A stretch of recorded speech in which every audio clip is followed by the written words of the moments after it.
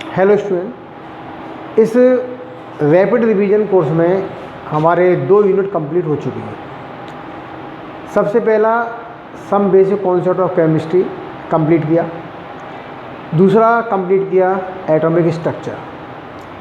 हमारे सिलेबस का जो शेड्यूल है वो शेड्यूल ये रहता है, एक दिन हम आपको देते हैं थ्योरी क्लासेस, उसमें मेन फार्मूले और क्या क्या हमारे कॉन्सेप्ट काम आते हैं, और जो हमारा दूसरा होता है सेकंड डे, वो किसके लिए होता है कि किस तरह की हमारे पास आईआईटी और नीट की जो प्रॉब्लम्स आती हैं उनको हम कैसे इसको हैंडल करते हैं, कौन कौन सी क्या होती है शॉर्ट ट्रिक होती है, उन शॉर्ट ट्रिक के बेस से हम प्रॉब्लम को सॉल्व करते हैं।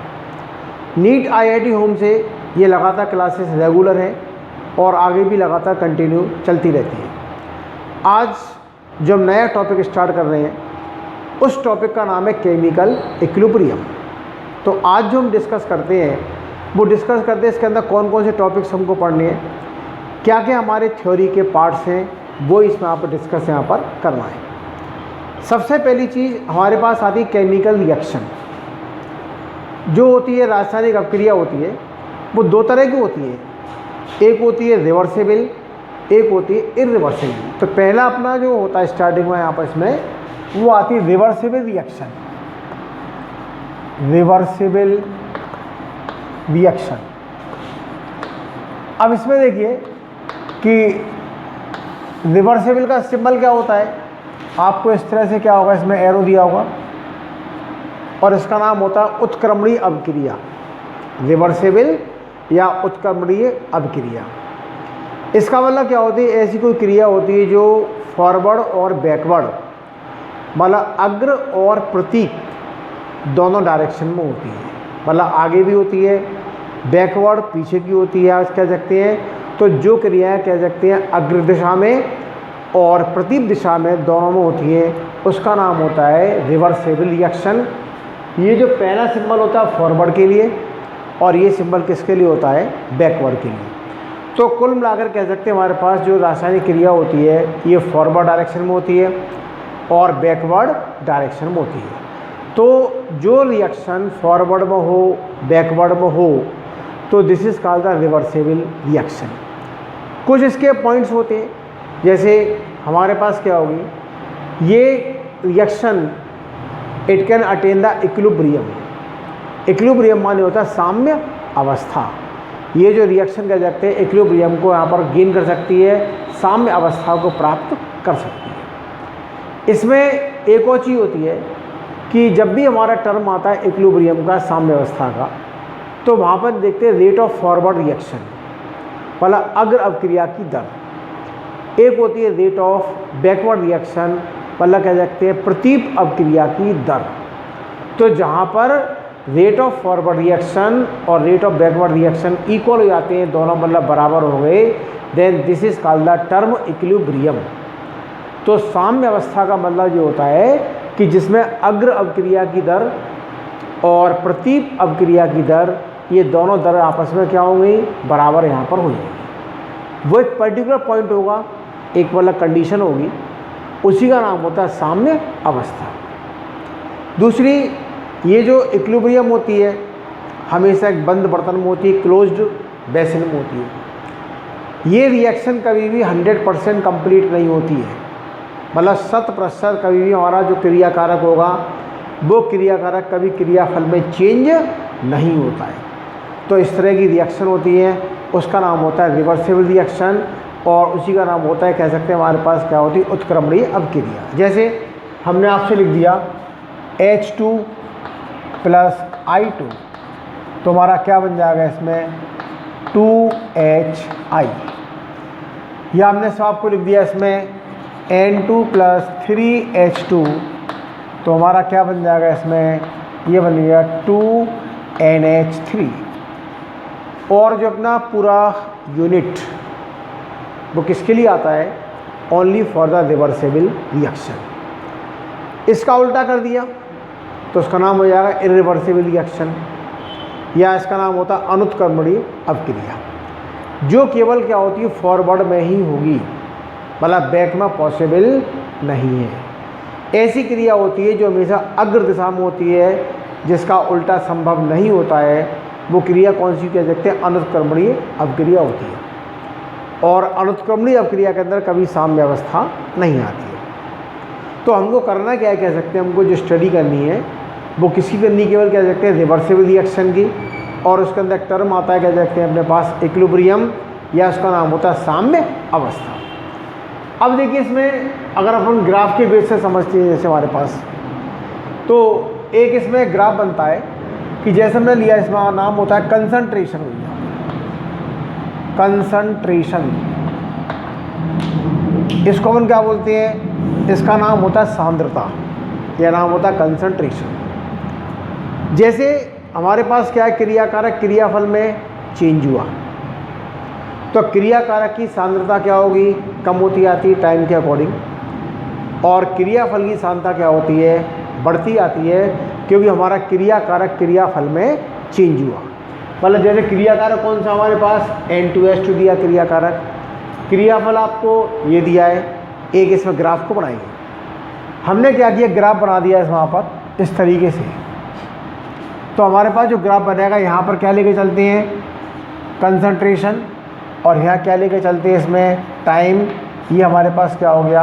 ग्राफ बना।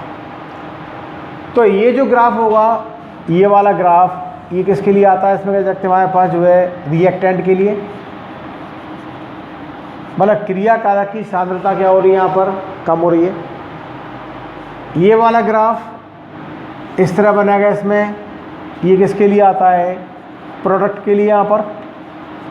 और ये कह सकते हैं हमारे पास क्या होगी कि जैसे जैसे हमारा टाइम बढ़ रहा है इसमें, तो टाइम बढ़ने पर क्या होता है कि क्रियाकारक के लिए ग्राफ कहाँ आ रहा है? नीचे आ रहा है, मतलब क्रियाकारक की सांद्रता कम होती आ रही है, और क्रियाफल की सांद्रता क्या होती है? बढ़ती आती है। आगे चल कर के एक समय के बाद ये जो हमारे पास ग्राफ होता है, ये ग्राफ क्या हो जाएगा? पैरेलल हो जाएगा भाई, इस तरीके से डॉट डॉट डॉट डॉट। मतलब कुल मिलाकर कह सकते हैं हमारे पास सांद्रता में कोई परिवर्तन नहीं होगा। तो इसको अपन ऐसे बना सकते हैं, देखिए यहाँ पर कि हमने क्या किया, इसको पहला बना दिया, इसका यहाँ पर इसमें ये हमारा प्रोडक्ट, इसको लिया डॉट डॉट डॉट कर दिया, इसको लिया डॉट डॉट कर दिया। ये जो पॉइंट होगा इसमें यहाँ पर, ये किसके लिए आता है? रिएक्टेंट। और ये कह सकते हैं हमारे पास इक्विलिब्रियम। इक्विलिब्रियम का मतलब क्या हो गया कि एक निश्चित समय के बाद सांद्रता में कोई परिवर्तन नहीं होगा। मतलब ये कह सकते हैं जब साम्य अवस्था होगी उस समय क्रियाकारक और क्रियाफल दोनों की सांद्रता स्थिर हो जाती है, उस समय सांद्रता में कोई परिवर्तन नहीं होगा। इसलिए ये दोनों लाइन कह सकते हैं क्या हो जाती है? यहाँ पर पैरेलल हो जाती है, समांतर हो जाती है। इसमें कोई चेंज नहीं है, इसके अंदर कोई चेंज नहीं है, तो उस पॉइंट को हम क्या पढ़ते हैं? ये होता है इक्विलिब्रियम पॉइंट। तो स्टार्टिंग में क्या हुआ? क्रियाकारक की सांद्रता कम हुई समय बढ़ने पर, क्रियाफल की सांद्रता बढ़ती गई समय बढ़ने पर। एक समय ऐसा आएगा जहाँ पर सांद्रता में कोई परिवर्तन नहीं होगा। जहाँ पर कोई परिवर्तन नहीं होता है वही कहलाता है इक्विलिब्रियम पॉइंट या साम्य अवस्था। दूसरी बात, साम्य अवस्था के बाद कभी कोई रिएक्शन स्टॉप नहीं होती है। जब हमारे पास इक्विलिब्रियम पॉइंट आ जाएगा, उस पॉइंट के बाद ऐसा मत सोचना कि रिएक्शन वही स्टॉप हो गई।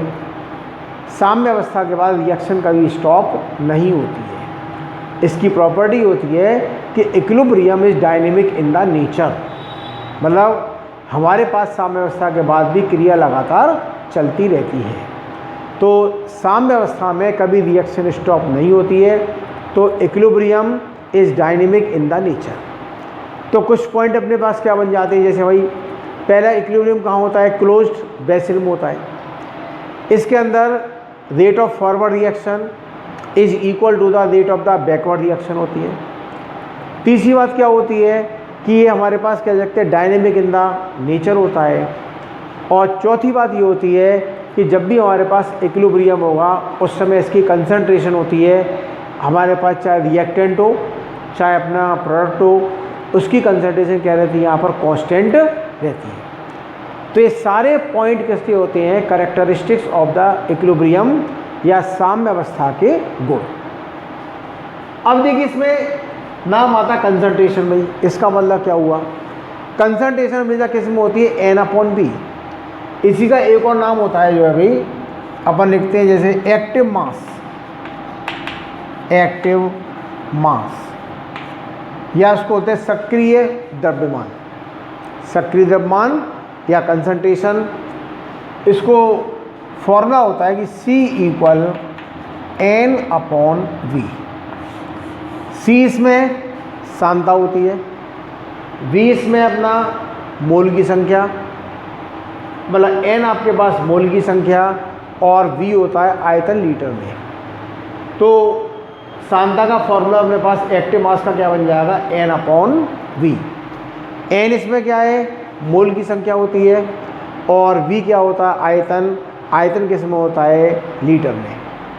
तो परिभाषा क्या होती है? अगर इसको आयतन कितना मान लें, यहाँ पर 1 लीटर आयतन मान लें। 1 लीटर आयतन में जो मोलों की संख्या होगी वो इसकी क्या बन जाएगी? Active mass. और इसका मात्रक क्या बनता है इसमें? मोल पर लीटर। तो इसकी जो यूनिट बनती है वो आपकी बनती है मोल पर लीटर। अब देखिए इसमें एक बात करते हैं, इसका सिंबल क्या होगा? या तो लिखते हैं भाई C से, या इसको शो करते हैं एक हमारे पास स्क्वायर ब्रैकेट, हमने कोष्ठक लगा दिया इसमें वहाँ पर स्क्वायर ब्रैकेट, तो वो भी हमारा किसका होता है? कंसंट्रेशन का होता है। तो कंसंट्रेशन का भी सिंबल या तो C का यूज करेंगे, कहीं पर C नहीं लिखा होगा तो किसका यूज करते हैं? स्क्वायर ब्रैकेट का। तो ये भी किसका होता है? एक्टिव मास का, या क्या कह सकते हैं कंसंट्रेशन का सिंबल होता है। अगर आपको दिया है जैसे प्योर सॉलिड, प्योर सॉलिड, या दिया है प्योर लिक्विड,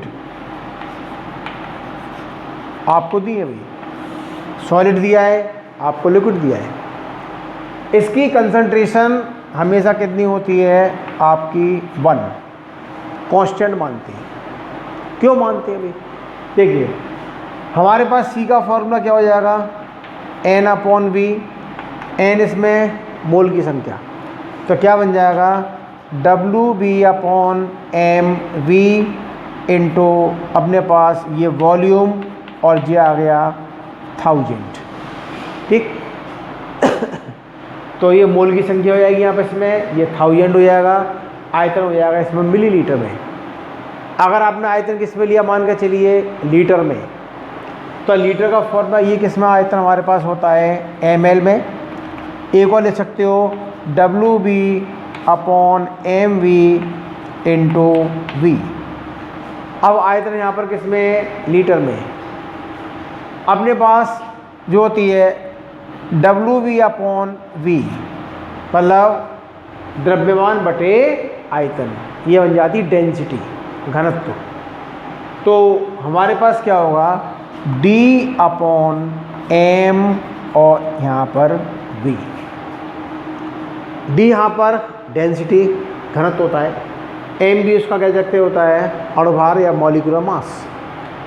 ठोस के लिए और द्रव के लिए डेंसिटी, घनत्व आपके पास कांस्टेंट होता है। ठोस और द्रव का हमारे पास कह सकते हैं, अणुभार भी कह सकते हैं, कांस्टेंट रहता है। तो कुल मिलाकर के हमारे पास क्या होगा? पूरा का पूरा क्या हो गया? कांस्टेंट होगा। तो जब भी हमारे पास कोई ठोस अवस्था में होता है या द्रव अवस्था में होता है, उसका एक्टिव मास या उसकी सांद्रता हमेशा कितनी मानते हैं? यहाँ पर 1 मानते हैं। इतना पहले इसको आप नोट करिए।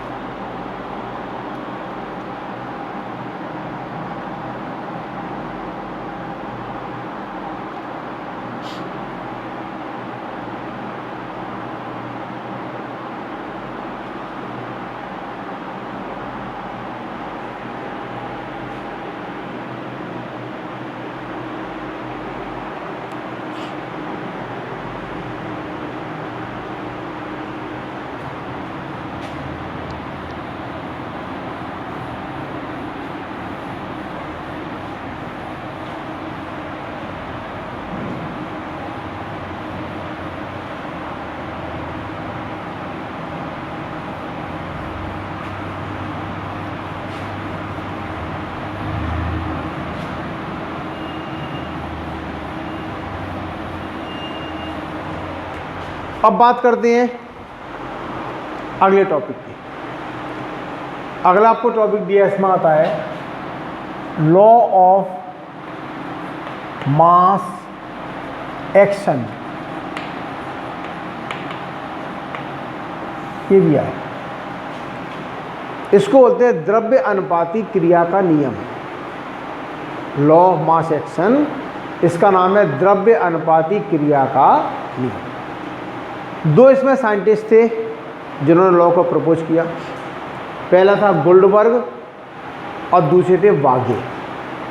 तो दो साइंटिस्ट हैं जिनने नियम को प्रपोज किया था, गोल्डबर्ग एंड वागे। उन्होंने क्या बता दिया कि rate of the chemical reaction is directly proportional to multiplication of active mass of reactant. I again repeat, rate of chemical reaction is directly proportional to multiplication of active mass of reactant। मतलब किसी अभिक्रिया की दर क्रिया कारक के सक्रिय द्रव्यमान के गुणनफल के समानुपाती होती है।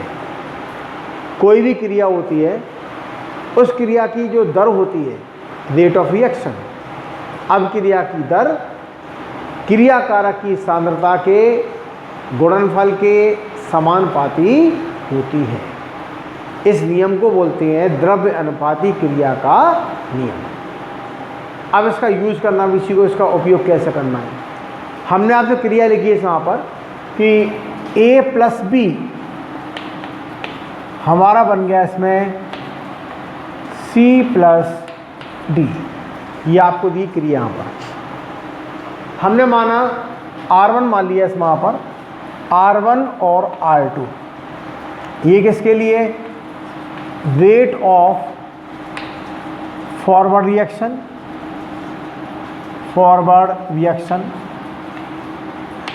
और ये माना रेट ऑफ बैकवर्ड रिएक्शन। मतलब हमने क्या किया, इसमें R1 R2 मान लिया। ये क्या बता रहा है? R1 क्या है? अग्र अभिक्रिया की दर। R2 क्या है? प्रतीप अभिक्रिया की दर। अब इसी नियम को फॉलो करना है कि इसको लिखें कैसे। जब क्रिया अग्र दिशा में होगी तो A और B हमारे पास क्रिया कारक होते हैं, C और D क्या होंगे? क्रियाफल। तो इसको हम क्या लिखेंगे? R1 हमारे पास हो जाएगा समानुपाती A का सक्रिय द्रव्यमान और B का सक्रिय द्रव्यमान। यहाँ से आपको क्या मिल जाएगा? R1 इक्वल KF, A की सांद्रता और B की सांद्रता। ये हमारे पास इक्वेशन क्या हो गई? फर्स्ट। जब भी समानुपाती चिन्ह को हटाना हो तो वहाँ पर स्थिरांक आता है। यहाँ पर जो स्थिरांक आया वो कौन सा आ जाएगा? KF। इस KF का मतलब होता है कि rate constant for the forward reaction. F किसके लिए आ रहा है? फॉरवर्ड के लिए। अब देखते हैं भाई R2 के बारे में सोचते हैं। जब क्रिया उल्टी होती है, बैकवर्ड में होगी, तो C और D यहाँ पर क्या है? क्रिया कारक है। A और B यहाँ पर क्या है? क्रियाफल है। तो हमारे पास क्या हुआ? R2 प्रोपोर्शनल C और D। ये किसके लिए? बैकवर्ड के लिए। जब बैकवर्ड हुआ तो हमारे पास क्या मिलेगा? R2 इक्वल KB C और D। ये आपके पास इक्वेशन क्या बन गई? सेकंड। R1 क्या है इसमें? अग्र अभिक्रिया की दर। R2 क्या है? प्रतीप अभिक्रिया की दर। KF क्या है इसमें भाई? जो है साम्य स्थिरांक कह सकते हैं या दर स्थिरांक कहते हैं। दर स्थिरांक अग्र अभिक्रिया के लिए, और KB होता है दर स्थिरांक प्रतीप अभिक्रिया के लिए। F मतलब फॉरवर्ड और B माने बैकवर्ड। अब लगाते हैं, इसमें कह सकते हैं एट इक्विलिब्रियम हमारे पास क्या हो गई? साम्य अवस्था आ गई। तो क्या लिखेंगे यहाँ पर? R1 इक्वल कितना हो गया? R2। हमने दो इक्वेशन बनाई, फर्स्ट सेकंड बनाई, दोनों की वैल्यू पुटअप कर दो, रख दो भाई। तो हमको क्या मिल जाएगा इसमें, के एफ और ए बी इक्वल के बी और सी और डी। यहाँ से निकालिए के एफ अपॉन के बी आपको मिल जाएगा सी डी अपॉन क्या हो गया ए और बी। इतना क्लियर। इस के एफ अपॉन के बी इसका नाम होता है यहाँ पर के सी। तो ये लिख सकते हैं यहाँ पर जो के सी होगा इसमें, के सी इक्वल सी डी अपॉन क्या हो गया ए और बी। और यहाँ से ये कह सकते हैं के सी का मान कितना था यहाँ पर, वही के एफ अपॉन के बी। इस तरीके से जो हमारा के सी है, इस के सी को क्या पढ़ते हैं, साम्य स्थिरांक इक्विलिब्रियम कांस्टेंट। तो हमारे पास एक रिजल्ट मिल गया इसमें, किसी क्रिया का हमको के सी निकालना हो, क्रिया कोई सी हो सकती है। के सी कैसे निकालते हैं भाई, क्रियाफल की सांता अपॉन क्रिया कारक की सांता, प्लस का प्रयोग क्या करना है, इनटू करना है। तो पहले क्या लेंगे, क्रियाफल, अपॉन में क्या रखते हैं, क्रिया कारक रखते हैं, प्लस का क्या करते हैं यहाँ पर इनटू करते हैं। तो किसी क्रिया के लिए अपन के सी की वैल्यू को फाइंड आउट कर सकते हैं। दूसरा फॉर्मूला, के सी का क्या मिल जाएगा, के एफ अपॉन के बी, मतलब अग्र क्रिया के लिए दर स्थिरांक, और के बी क्या होता है, प्रतीप अवक्रिया के लिए दर स्थिरांक। दोनों क्या निकाल लिया, अनुपात। तो दोनों का जो रेशियो हुआ वो हमारे पास क्या होता है, के सी। के सी माने इक्विलिब्रियम कांस्टेंट या साम्य स्थिरांक। सी माने वही कंसंट्रेशन, एक्टिव मास होता है। कहीं पर हो सकता है के सी के क्या लिखा हो, के पी। के पी माने होता है कि equilibrium constant in terms of pressure. अगर के पी होगा तो प्रेशर के टर्म होगा, के सी होगा तो कंसंट्रेशन या सांद्रता के क्या होगा, टर्म होगा। तो यहाँ पर जो हमने नियम पढ़ा, द्रव्य अनुपाती क्रिया का नियम, इसकी सहायता से हम किसी भी क्रिया के लिए के सी का व्यंजक लिख सकते हैं। कोई सी क्रिया होगी, हमारे पास के सी निकालना हो तो के सी के एक्सप्रेशन को वहाँ पर इसमें ईजीली लिख सकते हैं। इसको पहले नोट करें।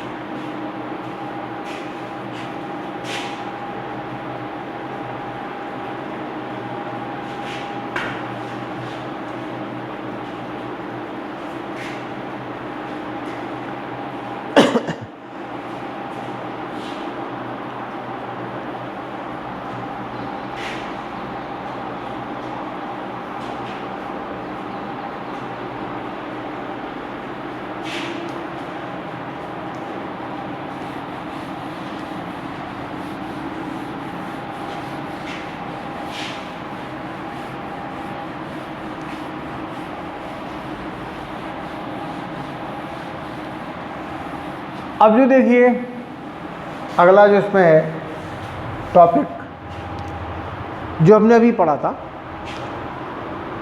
कोई क्रिया दे रखी हो, के सी कैसे लिखते हैं। जैसे हमारे पास क्या हो जाएगा, इसमें हमने क्रिया लिखी H2 प्लस I2 से हमारे पास क्या बना 2HI। आपको दिया होगा गैस, ये अपना पास गैस और 2HI गैस। तो जो भी हमारे पास सब्सटेंस होता है उसकी फिजिकल स्टेट लिखी होती है, भौतिक अवस्था, कि वो सब्सटेंस किस अवस्था में, ठोस में, द्रव में या वो गैस में। इसके लिए के सी अपन कैसे लिखेंगे भाई, के सी कितना हो जाएगा, HI इसका क्या हो गया स्क्वायर अपॉन H2 और ये कितना हो गया I2। मतलब कुल मिलाकर क्या होगा, क्रियाफल अपॉन क्रिया कारक। जो मोल की संख्या होती है ये मोल किस में चले जाते हैं, पावर में। तो ये कह सकते हैं क्रियाफल अपन क्रियाकारक होते हैं और मोल हमेशा किस में आनी है, पावर में। दूसरी बात, अगर कोई भी हमारे पास ठोस अवस्था में हो या द्रव हो तो उसकी सांद्रता कितनी मानते हैं, 1। जैसे हमने आपसे लिख दिया CaCO3 और ये लिखा है इसमें यहाँ पर जो है S, इससे हमारे पास बना CaOS प्लस CO2G, ये क्रिया दी भाई। कैल्शियम कार्बोनेट गर्म किया, कैल्शियम ऑक्साइड बना और CO2 गैस बनी। अब यहाँ पर देखो जैसे भाई ये दिया ठोस अवस्था में, ये दिया ठोस अवस्था में, इसकी सांद्रता क्या मानते हैं, 1। जब 1 मानेंगे तो उसको नेगलेक्ट कर देंगे, अपन केवल किसको लेंगे, CO2। तो हमारे पास जो Kc बन जाएगा इसमें यहाँ पर, ये Kc क्या हो जाएगा, केवल CO2 की क्या होगी यहाँ पर सांद्रता। ठोस अवस्था के लिए यहाँ पर इसमें इसको छोड़ देंगे। जैसा हमने बताया था अभी Kc होता है, वैसे ही क्या होता है, Kp होता है। इसके लिए Kp क्या बन जाएगा इसमें भाई, इसका Kp हो जाएगा इसमें यहाँ पर PHI का स्क्वायर अपॉन PH2 इंटू क्या हो गया PI2, ये इसका Kp हो जाएगा। इसका Kp क्या होगा इसमें यहाँ पर, Kp इसका हो जाएगा पार्शियल प्रेशर ऑफ CO2, जो अपन P दर्शाते हैं इसमें यहाँ पर वो बताता आंशिक दाब। तो जो हमारे पास स्क्वायर ब्रैकेट था उसके स्थान पे क्या लगा देंगे, P का यूज़ करेंगे, और जो हमारे पास P होता है वो P क्या बन जाएगा, इसमें कह सकते हैं आंशिक दाब। तो प्रेशर का यूज़ कर रहे हैं तो हमारे पास Kp हो जाएगा। अगर अपने पास कंसंट्रेशन यूज़ करते हैं तो क्या बन जाता है यहाँ पर Kc। अब बात करते हैं भाई unit of Kp and Kc, इनके मात्रक अपन क्या लिखेंगे, Kp और Kc के मात्रक। पहली चीज़, इसके मात्रक कभी फिक्स नहीं होते। ऐसा नहीं है हमने एक मात्रक याद कर लिया, एक यूनिट हमको पता है, वो हर रिएक्शन में उसको अप्लाई कर दें। रिएक्शन के अकॉर्डिंग इसके Kp और Kc के यूनिट क्या होते हैं, चेंज होते हैं, कभी फिक्स नहीं होते हैं। तो Kp और Kc के जो यूनिट होते हैं depend upon the chemical reaction. मान के चलिए भाई हम पहला वाला यूज़ कर रहे हैं फर्स्ट में हमने आपसे क्या लिखा था भाई, Kc। तो फर्स्ट वाले Kc कितना था यहाँ पर, HI का स्क्वायर अपॉन H2 और ये क्या बन गया यहाँ पर I2, ये लिया भाई Kc का। तो हमारे पास Kc का भी एक्सप्रेशन बन गया। इसका सांद्रता का मात्रा क्या होता है, मोल प्रति लीटर। तो हमारे पास क्या होगा, ये होगा मोल पर लीटर, इसका क्या होगा स्क्वायर अपॉन मोल पर लीटर इंटू मोल पर लीटर, और ये दोनों आपस में क्या होगा, ये कैंसिल। तो ये हो जाएगा भाई यूनिटलेस। मतलब इस क्रिया के लिए क्या होगी, Kc का कोई मात्रक नहीं होगा। मान के चलिए मैं दूसरी क्रिया ली, सेकंड में Kc क्या लेगा, सेकंड वाले का Kc अपना होता है जो अगला दिया है, Kc इक्वल आपको दिया है कंसंट्रेशन केवल यहाँ पर CO2 अपॉन में कुछ नहीं है, तो इसका क्या बन जाएगा, इसमें का इसकी यूनिट मोल पर लीटर। तो जैसी रिएक्शन होती है उसी के अकॉर्डिंग क्या बनती है, इसकी यूनिट बनती है। तो कभी कोई यूनिट फिक्स नहीं होती है। अगर अपन Kp का यूज़ करेंगे तो यूनिट किसका यूज़ करते हैं, ATM एटमॉस्फेयर। तो अपना एटमॉस्फेयर यूज़ करते हैं तो अपने पास Kp आएगा। अगर मोल पर लीटर का यूज़ करेंगे तो क्या आएगा, Kc आएगा। लेकिन Kp और Kc की यूनिट रिएक्शन के अकॉर्डिंग चेंज होती है, कभी किसी की यूनिट फिक्स नहीं होती है। तो इस तरीके से भाई हम किसी भी क्रिया के लिए कह सकते हैं Kp और Kc की अपना जो होता है एक्सप्रेशन लिख सकते हैं। दूसरा, Kp और Kc की यूनिट को यहाँ पर लिख सकते हैं। ये दोनों एग्जाम्पल किसके हो गए, Kc के लिए। मान के चलिए हमने एक एग्जाम्पल किसका लिया, Kp का लिया भाई। तो Kp के लिए हमारे पास क्या हो जाएगा, Kp हमने लिखा है वहाँ पर पार्शियल प्रेशर किसका है, कहाँ पर CO2।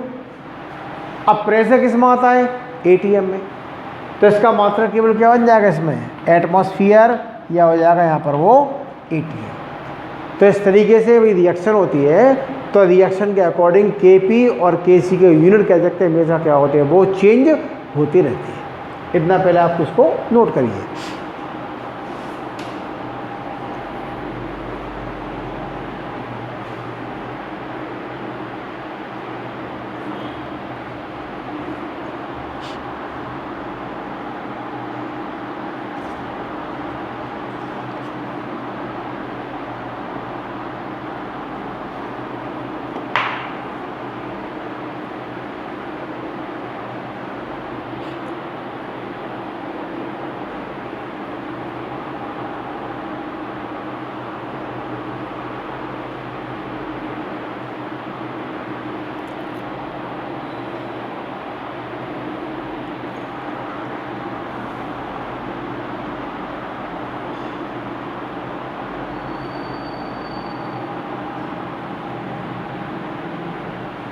अब देखिए इसमें एक और चीज़,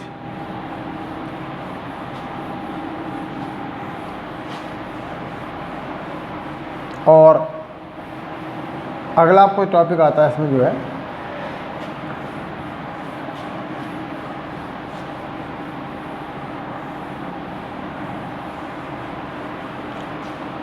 अगला जो टॉपिक है, देखिए उसका नाम आपको दिया है रिलेशन बिटवीन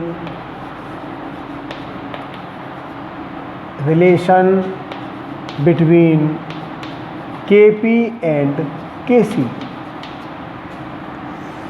इन दोनों का संबंध, Kp और Kc का संबंध। इसका जो वो मेन फॉर्मूला क्या होता है, Kp इक्वल Kc RT की पावर डेल्टा n, ये इसका मेन फॉर्मूला है। अब ये देखिए भाई फॉर्मूला पहली बार तो आया कहाँ से, इसको भी डेरिवेशन कैसे किया। देखिए हमने कोई इसमें रिएक्शन लिखी, ये लिखते हैं यहाँ पर M1A प्लस M2B में N1C प्लस N2D, ये हमारे पास कोई क्रिया दे रखी है। A और B इसमें रिएक्टेंट होते हैं, C और D गैस में प्रोडक्ट होते हैं, M1 M2 इसके मोल हैं, और N1 N2 क्या होते हैं, मोल। M1 किसका मोल है, A का, M2 मोल किसका है भाई, B का है, N1 मोल किसका है, C का है, और N2 मोल किसका होता है, D का होता है। तो इस तरीके से कोई हमारे पास रिएक्शन दे रखी है। सबसे पहले इस रिएक्शन निकालते हुए यहाँ पर Kc, तो Kc का फॉर्मूला हमारा क्या हो जाएगा इसमें, इसका Kc कितना हुआ, C इसकी पावर N1, D इसकी पावर N2, और अपॉन में क्या हो गया भाई, जो है A की पावर M1 और B की पावर क्या हो गया, M2। ये किसका बन जाएगा भाई, Kc का एक्सप्रेशन। तो वही इसमें क्रियाफल अपन क्रियाकारक प्लस का इंटू, और मोल किस में चले जाते हैं यहाँ पर, पावर में। इसी का निकालेंगे यहाँ पर Kp, तो इसी का हमारे पास जो है Kp आपको निकालना है यहाँ पर। तो इसी का Kp क्या बनता है यहाँ पर, Kp कितना हो गया, Pc की पावर N1 Pd की पावर N2 अपॉन में क्या होगा, Pa की पावर M1 और Pb की पावर M2। ये हमारे पास क्या हो गई, इक्वेशन सेकंड, और ये हमारे पास क्या है, इक्वेशन क्या है, फर्स्ट। हमने ब्रैकेट का यूज़ किया तो हमारे पास क्या हो जाएगा, Kc बना। अगर अपने प्रेशर का यूज़ किया तो हमारे पास क्या हो गया, Kp बन गया। दोनों Kp Kc बन जाएंगे यहाँ पर। और मान लिया इक्वेशन फर्स्ट और सेकंड। एक धारणा में आती है भाई, Pv इक्वल टू nRT, इसको बोलते हैं आदर्श गैस समीकरण, आइडियल गैस इक्वेशन। इसको आप कैसे ले सकते हैं, P का फॉर्मूला क्या हो गया, N/V/RT, और N/V क्या होता है, C, तो हो जाएगा P = CRT, और C कितना होता है यहाँ पर, N/P। तो P का फॉर्मूला, P भी आपको nRT दिया है, P निकालना है, तो अपन ने क्या किया, nRT अपन क्या हो गया, V हो गया। अभी आपको ने पढ़ाया था कि C का फॉर्मूला क्या होता है, N/V, तो C हमारे पास क्या होगा, P, N/V के स्थान पर क्या आ जाएगा, C आ जाएगा, तो P कितना होगा, P = CRT। आपको क्या करना है, जो P की वैल्यू है, इस P की वैल्यू को इक्वेशन सेकंड में आपको रखना है। हमने P क्या निकाल लिया, P का फॉर्मूला कितना आ गया, CRT। इस P की वैल्यू अपन कहाँ रखेंगे, इक्वेशन सेकंड में। तो हमारे पास क्या बना, KP = P कितना हो गया, CCRT इसकी पावर N1 और CDRT की पावर N2 अपॉन CART की पावर M1 और CBRT की पावर M2। बहुत ध्यान से इसको देखो समझना है। हमारे पास जो P की वैल्यू है वो कितनी थी, CRT, सफिक्स में कितना है, C, सफिक्स वाला आपका ये आ गया। यहाँ सफिक्स में कितना है, D, आपका सफिक्स आपका D ये आ गया। मतलब जो सफिक्स वहाँ था वहीं के वहीं रहेगा। हमने कह सकते हैं हमारे पास क्या है, अगर D दिया तो D लगा दिया सफिक्स में, A दिया तो A लगा दिया सफिक्स में, और जो P की वैल्यू होती है अपने CR2 यहाँ पर इसमें पुट कर दी।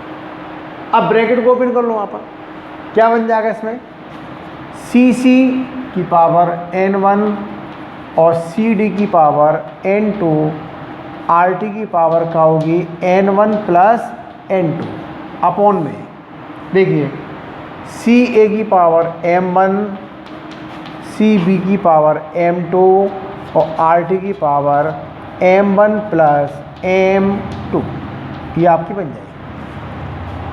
अब इसके बाद क्या होगा, जैसे भाई हमने इसमें क्या किया, दोनों RT कॉमन होते हैं, पावर को ऐड कर लिए N1 + N2। यहाँ दोनों में RT क्या हो गए, कॉमन हो गए, पावर को ऐड किया तो क्या हो गए, M1 + M2। बाकी वही है, CC की पावर N1, CD की पावर N2 अपॉन CA की पावर M1, CB की पावर M2। तो अब देखिए इसको अगर गौर से देखते हैं तो ये जो टर्म है हमारे पास यहाँ से यहाँ तक, ये आपको दिया गया। C की सांता की पावर N1 आपको ये मौजूद है, D की सांता की पावर N2 आपको ये मौजूद है, A की सांता की पावर M1 और B की सांता की पावर M2 वाला ये टर्म किससे मिलती है, इक्वेशन फर्स्ट से। तो हम क्या कर सकते हैं, इक्वेशन फर्स्ट से हमारे पास ये वैल्यू किसकी बन जाएगी, KC की। डिफरेंस क्या है भाई, हमने यहाँ पर क्या यूज़ किया, स्क्वायर ब्रैकेट का यूज़ किया, यहाँ पर हमने क्या यूज़ कर लिया, C का यूज़ कर लिया। तो स्क्वायर ब्रैकेट में C में कोई डिफरेंस नहीं होता है। हमने बताते हैं एक्टिव मास होता है ना, तो एक्टिव मास को भी C से भी शो कर सकते हैं, और उसी एक्टिव मास को स्क्वायर ब्रैकेट से भी इसको रिप्रेजेंट, दो तरीके से इसको रिप्रेजेंट करते हैं। तो इक्वेशन फर्स्ट से हमारे पास क्या बनेगा, इसमें KP = KC, और ये हो जाएगा RT की पावर वही N1 + N2 और ब्रैकेट में माइनस M1 + M2। मतलब जैसे ही हमारे पास ये ऊपर जाएंगे तो पावर किसकी हो गई, माइनस की हो गई। और इसी को लिखते हैं यहाँ पर KP = KC RT की पावर डेल्टा N, और ये डेल्टा N कितना हो जाएगा, इसमें N1 + N2 minus M1 + M2, ये आपका डेल्टा N। तो N1 + N2 माइनस का M1 + M2, इसके स्थान पर हमने क्या रख दिया, डेल्टा N रख दिया। अब इससे क्या हुआ भाई, डेल्टा N क्या हो जाएगा, N1 + N2 किसके मोल होते हैं, क्रियाफल के, M1 + M2 किसके होते हैं, क्रियाकारक के। मतलब हमको डेल्टा N कैसे मिलेगा, जब हम क्या करते हैं, क्रियाफल में से क्रियाकारक को माइनस करेंगे, मतलब क्रियाफल के मोल माइनस क्रियाकारक के मोल, इसका डिफरेंस क्या बन जाएगा, डेल्टा N। और जो डेल्टा N होता है ये ध्यान रखना, किसके लिए? For gaseous substance.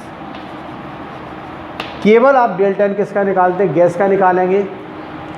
ना कभी आपको ठोस को लेके चलना है, ना द्रव को लेके चलना है। जो हमारे पास डेल्टा एन होगा वो delta N only for gaseous substance, मतलब जो गैस की अवस्था में होगा आप उसके मोल की संख्या का परिवर्तन निकालते हैं। और कैसे निकालना? वही क्रियाफल के मोल माइनस क्रिया कारक के मोल। तो आपका संबंध क्या बन जाएगा? Kp equal to KC RT की पावर डेल्टा एन। इसको आराम से इसको नोट करिए, एक कॉन्सेप्ट का देखते, वेरी वेरी इंपॉर्टेंट।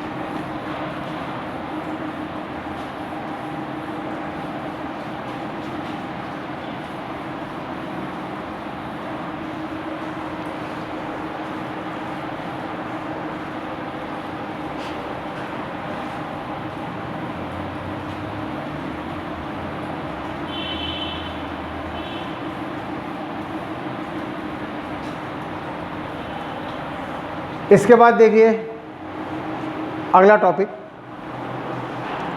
और वो आपको दिया है, इसमें नाम आता है भाई ली चैटिलियर प्रिंसिपल। तो नाम आपको दिया है ली चैटिलियर प्रिंसिपल। ली चैटिलियर क्या, इसमें साइंटिस्ट का नाम है, इन्होंने एक प्रिंसिपल बनाया।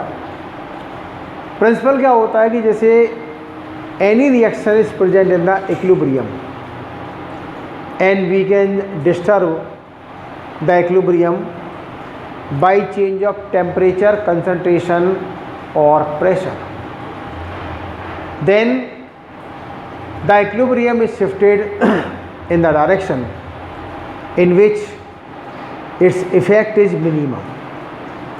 मतलब कोई भी हमारे पास क्रिया होती है वो पहले से ही साम्य अवस्था में है, कोई भी सिस्टम है वो पहले से ही साम्य अवस्था में है। हमने क्या किया, इसको थोड़ा सा डिस्टर्ब किया। डिस्टर्ब कैसे करते हैं?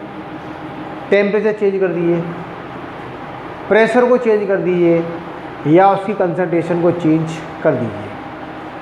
तो डिस्टर्ब करने के बाद इक्विलिब्रियम उस डायरेक्शन में शिफ्ट होगा जिधर उसका इफेक्ट क्या होता है, कम से कम होता है, मिनिमम होता है।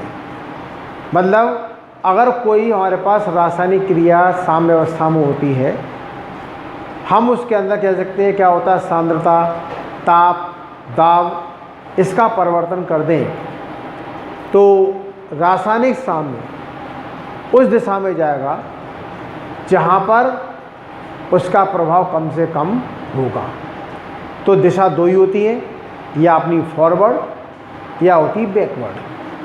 तो क्वेश्चन क्या पूछते हैं, जैसे कोई हमारे पास, हमने क्या किया, कोई रिएक्शन दी, टेम्परेचर में चेंज किया, डायरेक्शन बताइए भाई, फॉरवर्ड है कि बैकवर्ड है।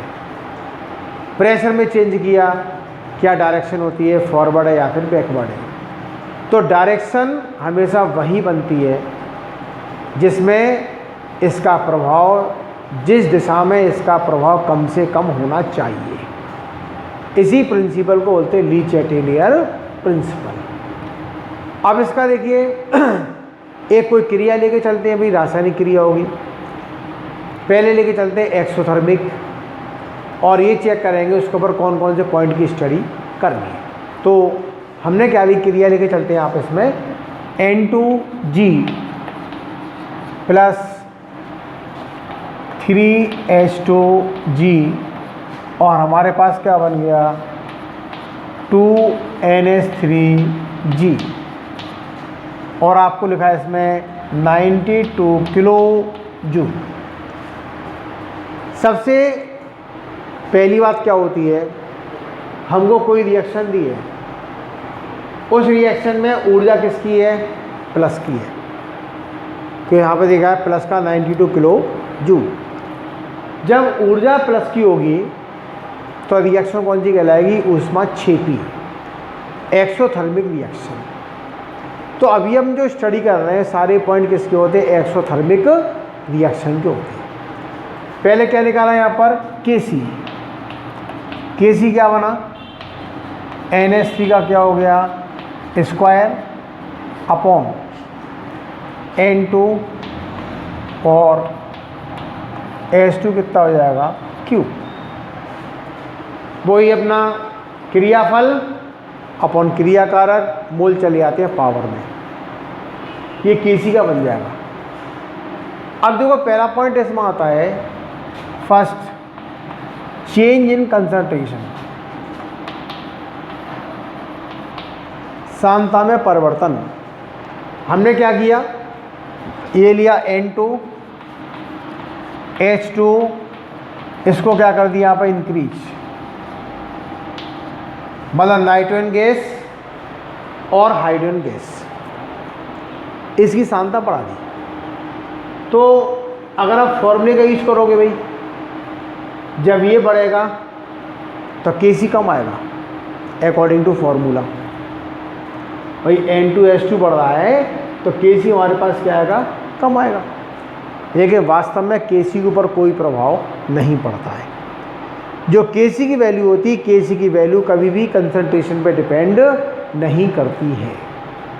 तो ध्यान रखना, हम कंसंट्रेशन चाहे बढ़ा सकते हैं चाहे कंसंट्रेशन घटा भी सकते हैं, Kc के मान पर कोई प्रभाव नहीं पड़ता है। एक अभिक्रिया के लिए Kc का मान हमेशा क्या रहता है, निश्चित रहता है। अब बात करते हैं दिशा की। यहाँ पर जितना क्रिया कारक इसमें ज़्यादा हुआ उतनी ज़्यादा क्या बन जाएगा, क्रियाफल बनेगा। तो डायरेक्शन कौन सी कहलाएगी यहाँ पे, इसमें फॉरवर्ड डायरेक्शन। तो पहला पॉइंट हमारे पास क्या बन जाता है, अगर क्रिया कारक की सांद्रता बढ़ाते हैं तो ज़्यादा क्रियाफल बनेगा, ज़्यादा क्रियाफल बनेगा तो दिशा कौन सी कहलाएगी, अग्र दिशा। इसका मतलब होता है फॉरवर्ड डायरेक्शन। दूसरा देखिए सेकंड पॉइंट आता है जो है इफेक्ट ऑफ प्रेशर। भाई effect of pressure, effect of pressure माने होता है दाब का प्रभाव। हमने प्रेशर बढ़ा दिया, जब प्रेशर बढ़ाएंगे तो दाब बढ़ेगा तो आयतन कम होगा। तो ये देख लो कि किस डायरेक्शन में हमारा वॉल्यूम डिक्रीज हो रहा है। तो ऐसी कौन सी डायरेक्शन है जहाँ पर वॉल्यूम क्या हो रहा है, कम हो रहा है। हमने आपसे क्या लिखा, ये आपका हो गया 1 वॉल्यूम, ये आपका 3 वॉल्यूम, और ये क्या हो गया 2 वॉल्यूम। मतलब कुल मिलाकर इसमें पर हम 4 वॉल्यूम लेके चल रहे हैं। वॉल्यूम कैसे निकाले, आगे मोल की संख्या से। कुछ नहीं दिया तो कितना हो गया 1 वॉल्यूम, ये आपको दिया 3 वॉल्यूम, ये आपका हो गया 2 वॉल्यूम। मतलब 4 वॉल्यूम लेके चले तो हमारा कितना बन गया, आपका 2 वॉल्यूम यहाँ पर तैयार हो गया। तो यहाँ पर अगर हमारे पास प्रेशर जो होगा इसमें, अगर ये प्रेशर काफ़ी क्या हो गया, हाई, हमने दाब को कह सकते हैं बहुत ज़्यादा बढ़ा दिया। तो दाब को बढ़ाने से इक्विलिब्रियम कहाँ जाता है, वेयर द वॉल्यूम डिक्रीज, आयतन में कमी कहाँ हो रही है, आगे की दिशा में। तो ये कह सकते हैं, तो अगर प्रेशर हाई होगा तो डायरेक्शन कौन सी कहलाएगी यहाँ पर, फॉरवर्ड डायरेक्शन, फॉरवर्ड डायरेक्शन। तो इस तरीके से जब हमने ये बढ़ाई कंसंट्रेशन, डायरेक्शन कौन सी मिली, फॉरवर्ड, प्रेशर बढ़ा दिया, डायरेक्शन कौन सी मिली, फॉरवर्ड। तो ये ध्यान रखना है कि प्रेशर का इफेक्ट, ये देख लो कि प्रेशर बढ़ाने पर किस दिशा में आयतन में कमी हो रही है। जिस दिशा में आयतन में कमी होगी वही कह सकते, क्रिया कह सकते इक्विलिब्रियम की डायरेक्शन होगी। तीसरा इसमें आता है थर्ड पॉइंट, और वो होता है effect of temperature, effect of temperature. इसका मतलब होता है ताप का प्रभाव। हमेशा ध्यान रखो भाई, जिसमें आपकी एनर्जी प्रोड्यूस होती है, ऊष्मा निकलती है, उसके लिए टेम्परेचर क्या होना चाहिए, लो टेम्परेचर। क्योंकि अगर तापमान कम होगा तभी हमारे पास अमोनिया बनेगा, तापमान ज़्यादा होगा तो अमोनिया का निर्माण नहीं होगा। कभी कभी क्वेश्चन ऐसा भी आ जाता है, हमने रिएक्शन लिखी, ये पूछते हैं भाई टेम्परेचर प्रेशर की क्या क्या अपनी कंडीशन होती है जिससे हमारे पास ज़्यादा से ज़्यादा प्रोडक्ट बन जाए। हम चाहते हैं कि अमोनिया बननी चाहिए बहुत ज़्यादा मात्रा में। अमोनिया ज़्यादा से ज़्यादा बनने के लिए टेम्परेचर और प्रेशर की क्या क्या कंडीशन होनी चाहिए। तो टेम्परेचर क्या होना चाहिए, लो होना चाहिए, प्रेशर क्या होना चाहिए, हाई होना चाहिए।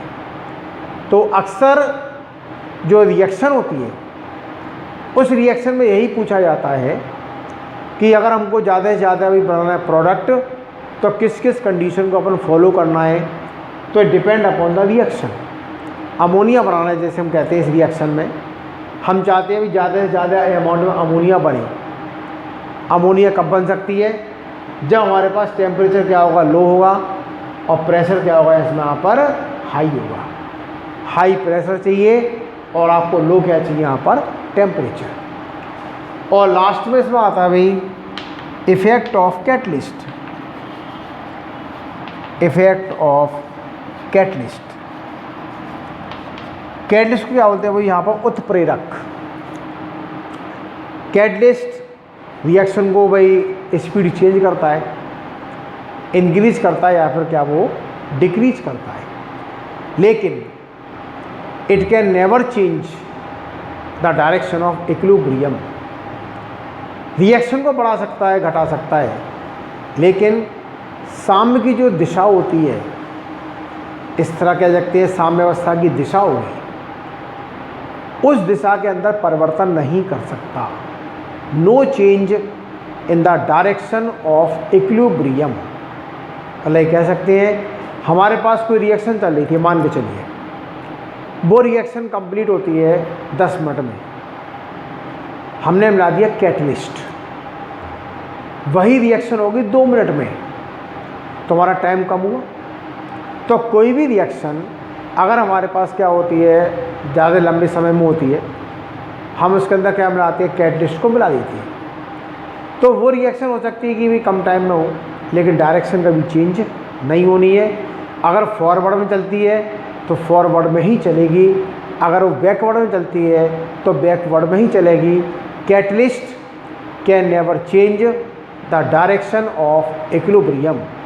वाला कैटलिस्ट कह सकते हैं साम्य की जो दिशा होती है, इस साम्य की दिशा को कभी परिवर्तन नहीं कर सकता, और यही अपना होता है ली चैटेलियर प्रिंसिपल। तो कोई सी क्रिया दे रखी हो, सांद्रता में क्या परिवर्तन हुआ उससे दिशा निकालोगे, ताप में क्या परिवर्तन हुआ, दाब में क्या परिवर्तन हुआ, आपको दिशा बताना है कि वो दिशा अपनी फॉरवर्ड होगी या वो दिशा क्या होगी यहाँ पर बैकवर्ड होगी। सबसे इंपॉर्टेंट पॉइंट है, इसको आप नोट करें पहले।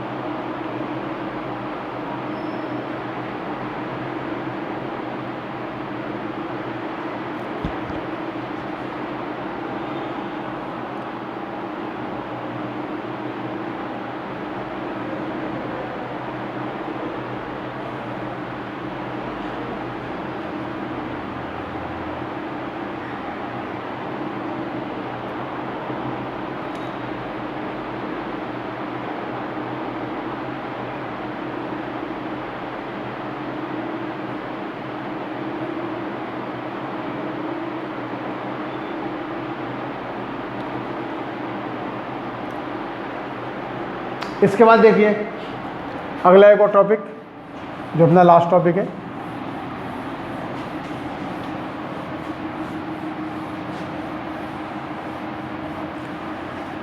और ये जो लास्ट टॉपिक है इससे क्या मालूम करते हैं डायरेक्शन। उसका नाम होता है रिएक्शन कोशेंट। रिएक्शन कोशेंट ये होता है, इसका सिंबल होता है QC। तो QC माने होता है रिएक्शन कोशेंट।